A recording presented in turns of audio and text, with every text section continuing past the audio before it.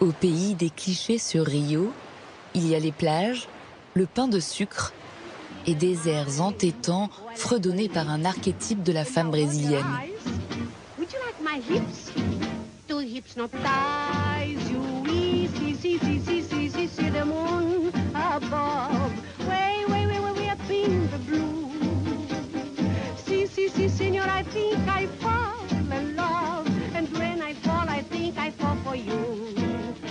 Cette icône pop connue de tous les Brésiliens n'est autre que Carmen Miranda. Méconnue en Europe, cette chanteuse, actrice et showgirl a été la première latino-américaine à conquérir Hollywood, devenant même, dans les années 40, l'artiste féminine la mieux payée des États-Unis. En popularisant jusqu'à l'outrance la jusqu'alors très décriée samba, son déhanché, sa gouaille et son style exubérant ont fait d'elle le premier visage du Brésil à l'étranger. Une incarnation de la femme brésilienne, sensuelle et joyeuse, mais aussi un cliché sur talons compensés. Et si les excès de cette chanteuse blanche se grimant en bayanaise auraient pu avoir raison de sa mémoire dans un pays où l'appropriation culturelle est une question sensible, son parcours hors norme, lui ayant permis de construire son succès étape après étape, continue de faire rêver les artistes brésiliens de music hall. Pour moi, Carmen Miranda représente cette liberté d'être qui l'on est, à une époque où il y avait tant de répression contre les femmes. Elle représente le carnaval, la samba, le bonheur, la joie de se déguiser, qui est quelque chose de très brésilien, qui nous appartient.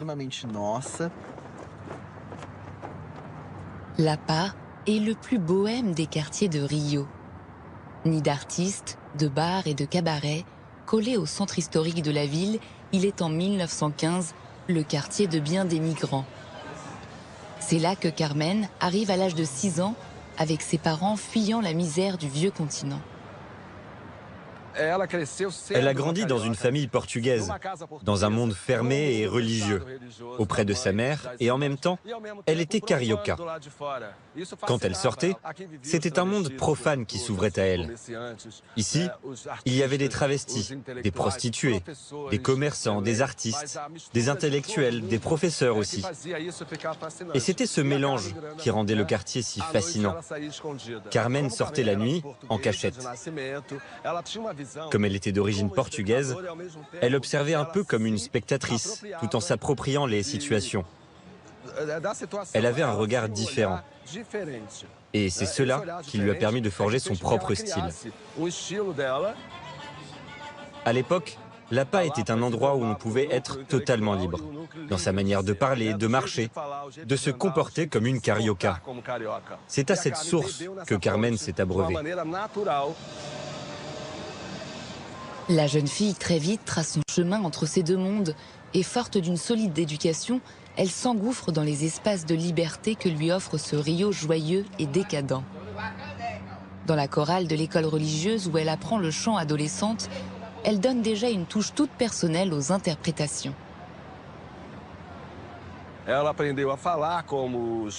C'est ici qu'elle a appris à parler l'argot, comme les vrais carioca.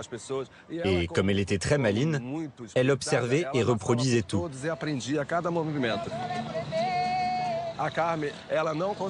Carmen n'était pas une chanteuse lyrique. Sa manière de chanter n'était pas académique. Elle chantait comme on parlait dans la rue, avec une voix plus naturelle et modulée. Et elle avait une diction très rapide. Cela venait de sa famille portugaise issue de Porto. C'est ainsi qu'elle a créé son style. Tout ça mélangé à l'argot. Oh, hey, mon petit chou. Ah. Elle rigolait avec tout le monde.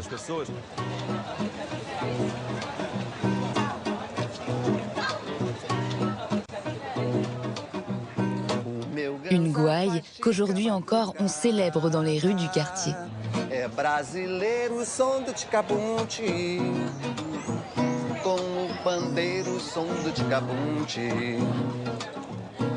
Et elle y est aussi aux premières loges pour voir émerger un style musical qui va la prendre au corps. topando a noite inteira, velha batucada, na roda de malandro, minhas preferidas. Eu digo mesmo, eu te amo e nunca I love you. Enquanto houver Brasil, na hora das comidas, eu sou do camarão, do sopadinho com chuchu. Et c'est à la Pequeña Africa, la Petite Afrique, quartier historiquement habité par d'anciens esclaves, que la samba urbaine est alors justement en train d'éclore à Rio.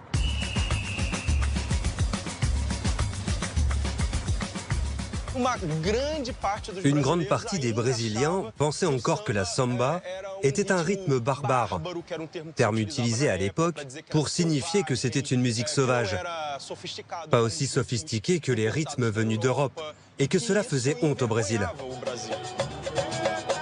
Ce style de musique et de danse afro-brésilien, dont le rythme syncopé est donné par les battements de mains et des percussions, résonne encore sur la petite place de la Pedra do Sal lorsque les musiciens se retrouvent en cercle et improvisent tous les lundis une roda de samba qui fait courir la ville entière.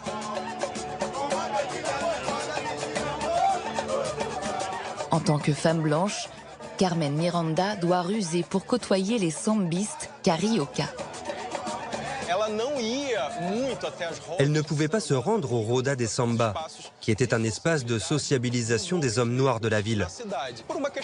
Et il y avait une pression sociale. C'était mal vu pour une jeune fille blanche, de 20 ans et quelques, du centre-ville, de s'y rendre.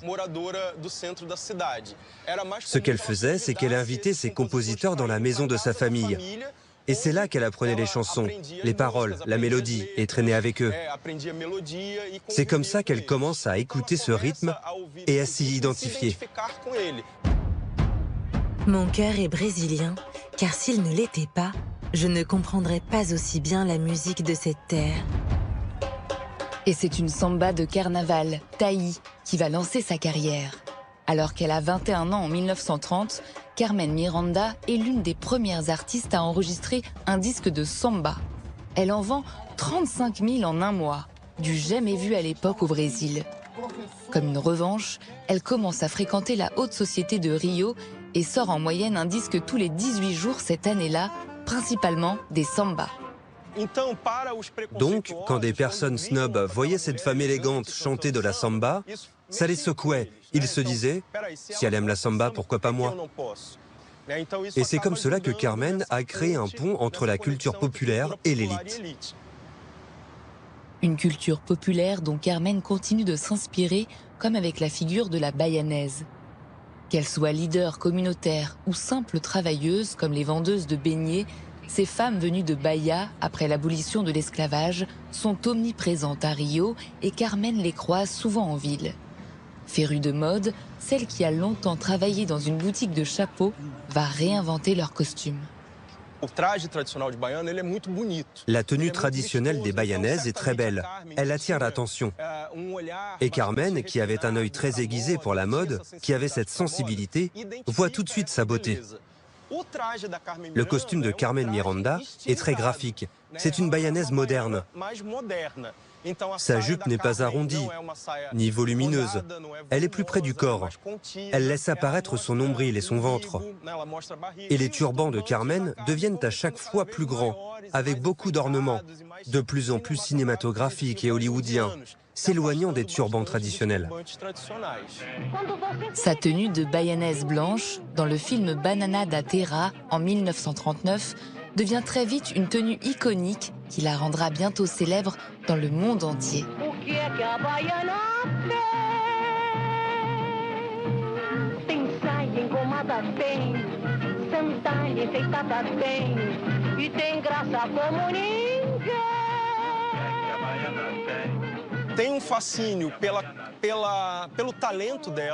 Pour moi, c'est une interprète vraiment incroyable. Mais évidemment, en tant qu'historien, je ne peux m'empêcher de voir le processus d'appropriation culturelle. C'est une femme blanche qui s'approprie la culture des Afro-Brésiliens Et cela n'est accepté que parce qu'elle est blanche. Et il y a un côté très caricatural dans cette lecture de la brésilianité. Mais ce qui est fascinant, c'est que ce côté artificiel est si flagrant qu'elle rend ce processus explicite.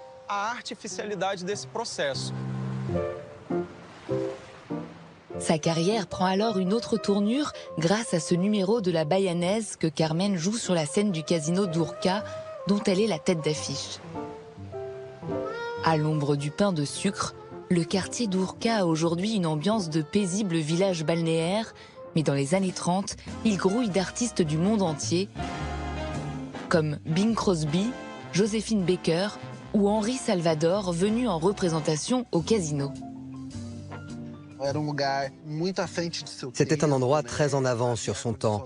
Il y avait l'air conditionné, il y avait une scène qui montait et descendait, une prouesse technologique pour l'époque. Donc, c'était un endroit très chic et extrêmement élégant de cette ville, qui était encore la capitale du Brésil. Pour la première fois, Carmen Miranda se confronte à un public exigeant, habitué aux plus grands artistes internationaux et aux shows à l'américaine. Ses performances se professionnalisent et Carmen affine son jeu de scène. Quand elle a commencé ses représentations ici, le casino d'Urca ne désemplissait plus. Tout ce que Carmen faisait était copié.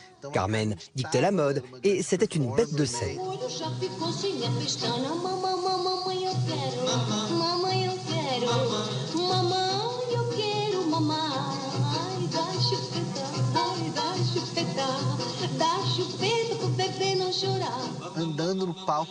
Elle descendait parmi le public, ce qui était nouveau. Les artistes de l'époque ne faisaient pas ça. Elle interagissait avec les spectateurs, elle leur faisait des blagues et s'amusait avec eux. Carmen, elle te faisait la totale. Lors d'une présentation, Carmen Miranda tape dans l'œil du puissant producteur de Broadway, Lee Schubert. Il l'invite en 1939 à venir chanter à New York. Concurrencée par l'Allemagne, les États-Unis font alors tout pour garder dans leur giron les nations latino. Carmen Miranda devient l'incarnation de ce rapprochement entre l'Amérique et le Brésil, quitte à frôler un exotisme de pacotille. Moi, ce que j'aime le plus chez Carmen, c'est justement ce tropicalisme, cet exotisme, qui, pour moi, représente le Brésil. Le Brésil ne peut pas être réduit à ça, mais c'est aussi cela. Ça a été vivement critiqué, mais à partir des années 70, le mouvement Tropicalia se l'est réapproprié et plusieurs chanteurs brésiliens ont commencé à redécouvrir, à chanter et à valoriser Carmen Miranda, des années 70 jusqu'à aujourd'hui. Le show business américain aura raison de cette pure carioca. Enchaînant les grands shows à Broadway et les comédies musicales à Hollywood, la brésilienne s'épuise loin de sa terre natale. Son mariage malheureux l'a fait sombrer dans l'alcool et les médicaments. Après avoir fait un malaise cardiaque en direct sur un plateau de télévision, elle s'éteint à 46 ans dans sa maison de Beverly Hills. Un destin tragique qui achève de faire d'elle une légende. C'est une icône de la mode, une icône LGBT, une icône de la musique, une grande chanteuse de samba, une personne qui a représenté le Brésil, pas seulement ici, mais dans le monde entier. Je n'oublierai pas ma terre.